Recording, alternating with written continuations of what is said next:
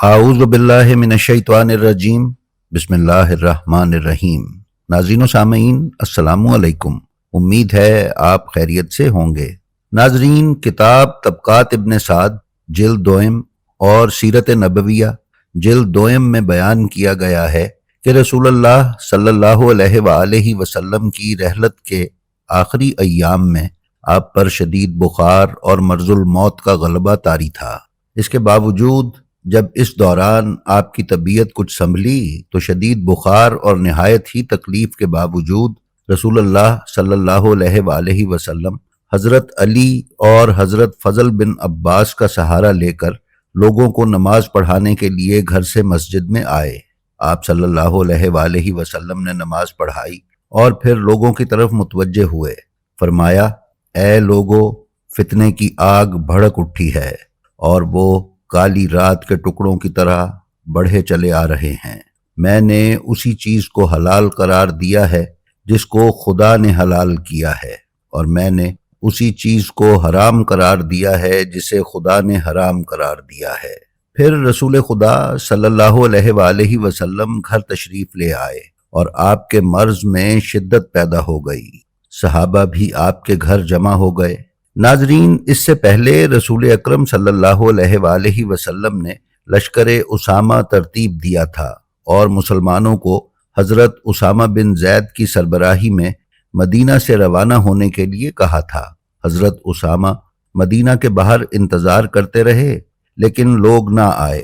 اب جب لوگ رسول خدا کے گھر جمع ہوئے تو ان میں وہ افراد بھی تھے کہ جنہوں نے لشکر اسامہ میں شرکت نہیں کی تھی۔ اس پر رسول اکرم صلی اللہ علیہ وآلہ وسلم نے انہیں شدید تنبیہ کی۔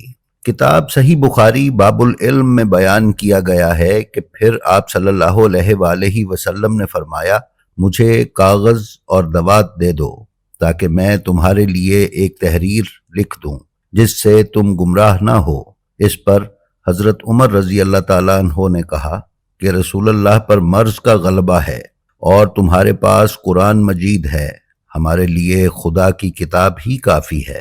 رسول اکرم صلی اللہ علیہ وآلہ وسلم نے فرمایا، میرے پاس سے اٹھ جاؤ کہ میرے سامنے جھگڑا کرنا مناسب نہیں ہے۔ کتاب الملل والنحل اور طبقات ابن سعد میں بیان کیا گیا ہے کہ جب ابن عباس اس واقعے کو یاد کرتے تھے تو افسوس کے ساتھ کہتے تھے کہ سب سے بڑا المیہ اور مصیبت یہ ہے کہ اللہ کے رسول کو تحریر لکھنے نہیں دی گئی۔ کتاب طبقات ابن سعد اور تاریخ کامل ابن اسیر میں بیان کیا گیا ہے کہ پھر حضرت فاطمۃ الزہرا سلام اللہ علیہا تشریف لائیں اور اپنے والد کو حسرت سے دیکھنے لگیں کہ وہ عنقریب اپنے رب سے جا ملیں گے۔ پریشان حال والد کے پاس بیٹھ گئیں۔ اس وقت رسول اللہ صلی اللہ علیہ وآلہ وسلم نے اپنی آنکھیں کھول دیں اور بیٹی کو قریب آنے کا اشارہ کیا۔ بی بی نے اپنا چہرہ رسول اکرم صلی اللہ علیہ وآلہ وسلم کے قریب کیا تو آپ نے بی بی کے کان میں کچھ فرمایا جس سے بی بی گریہ فرمانے لگیں۔ پھر دوبارہ کچھ فرمایا تو بی بی مسکرانے لگیں۔ رسول اکرم صلی اللہ علیہ وآلہ وسلم کی شہادت کے بعد جب بی بی سے اس کا سبب دریافت کیا گیا تو بی بی نے فرمایا کہ مجھے رسول خدا نے خبر دی تھی کہ ان کی رحلت کا وقت قریب ہے اور اسی مرض میں وہ دنیا سے تشریف لے جائیں گے۔ تو یہ سن کر میں رونے لگی۔ پھر مجھے یہ خبر دی کہ ان کے اہل بیت میں سب سے پہلے میں ان کے پاس آؤں گی، تو میں یہ سن کر مسکرائی۔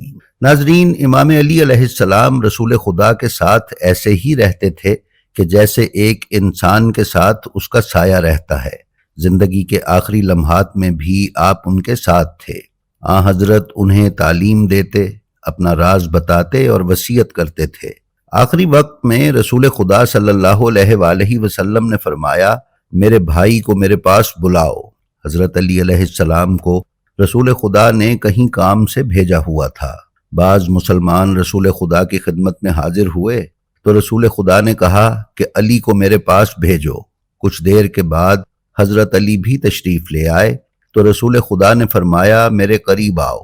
مولا علی آپ کے قریب آئے تو حضرت علی کے سہارے بیٹھ گئے اور ان سے باتیں کرتے رہے۔ یہاں تک کہ آپ پر رخصت کے آثار ظاہر ہو گئے اور رسول اللہ صلی اللہ علیہ وآلہ وسلم نے حضرت علی علیہ السلام کی گود میں وفات پائی۔ اس بات کو خود حضرت علی علیہ السلام نے اپنے ایک مشہور خطبے میں بیان فرمایا ہے، جو نہج البلاغہ میں خطبہ نمبر 197 کے طور پر درج ہے۔ ناظرین، آخری وقت میں رسول اللہ صلی اللہ علیہ وآلہ وسلم کے پاس حضرت علی ابن ابی طالب، بنی ہاشم اور ازواج کے علاوہ کوئی نہیں تھا۔ آپ کی جدائی میں آپ کے گھر سے بلند ہونے والی آہ و بکا کی آواز سے آپ کی وفات کی خبر سب کو ہو گئی تھی۔ سرور کائنات کے غم میں دل پاش پاش تھے، پورا مدینہ سوگوار تھا۔ اگرچہ رسول خدا نے متعدد مرتبہ مسلمانوں اور اہل مدینہ کو اپنی رحلت کی خبر پیشگی دی تھی، اس کے باوجود مدینہ بے انتہا اضطراب کی حالت میں تھا۔ اس کے بعد مدینہ کے مسلمان سقیفہ بنی سعدہ چلے گئے۔ انہیں یہ خبر ملی تھی کہ سقیفہ میں ایک ہنگامی جلسہ ہو رہا ہے، جس میں رسول خدا کی رحلت کے بعد خلافت کا مسئلہ حل کیا جائے گا۔ کتاب سیرت نبویہ ابن کثیر جلد 4 میں بیان کیا گیا ہے کہ ادھر رسول اکرم صلی اللہ علیہ وآلہ وسلم کے گھر میں حضرت علی ابن ابی طالب اور آپ کے اہل بیت رسول اللہ صلی اللہ علیہ وآلہ وسلم کے جنازے کی تجہیز و تدفین کے امور میں مشغول تھے۔ حضرت علی نے آپ صلی اللہ علیہ وآلہ وسلم کی قمیض مبارک اتارے بغیر غسل دیا۔ عباس بن عبد المطلب اور ان کے بیٹے فضل نے مدد کی۔ غسل دیتے وقت حضرت علی فرماتے تھے، میرے ماں باپ آپ پر قربان، آپ زندگی میں بھی پاکیزہ تھے اور مرنے کے بعد بھی طیب و طاہر ہیں۔ پھر آپ صلی اللہ علیہ وآلہ وسلم کے جسم اقدس کو ایک تخت پر لٹا دیا گیا۔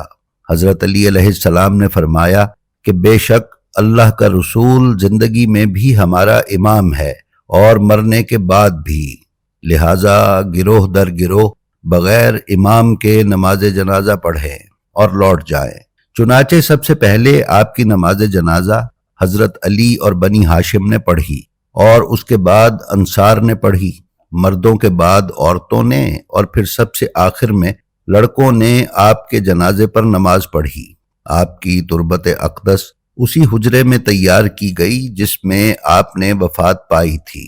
جب حضرت علی علیہ السلام نے آپ کو قبر میں اتارنا چاہا تو دیوار کے پیچھے سے انصار نے آواز دی، اے علی، ہم آپ کو خدا کا واسطہ دیتے ہیں، رسول اللہ کے بارے میں ہمارا جو حق ہے آج وہ حق ہاتھ سے جا رہا ہے، اس کام میں ہم میں سے بھی کسی کو شریک کر لیجئے تاکہ رسول اللہ کے امور دفن میں ہم بھی شریک ہو جائیں۔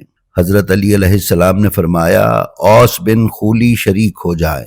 یہ بنی اوف سے تھے اور بدری صحابہ میں ان کا شمار ہوتا تھا۔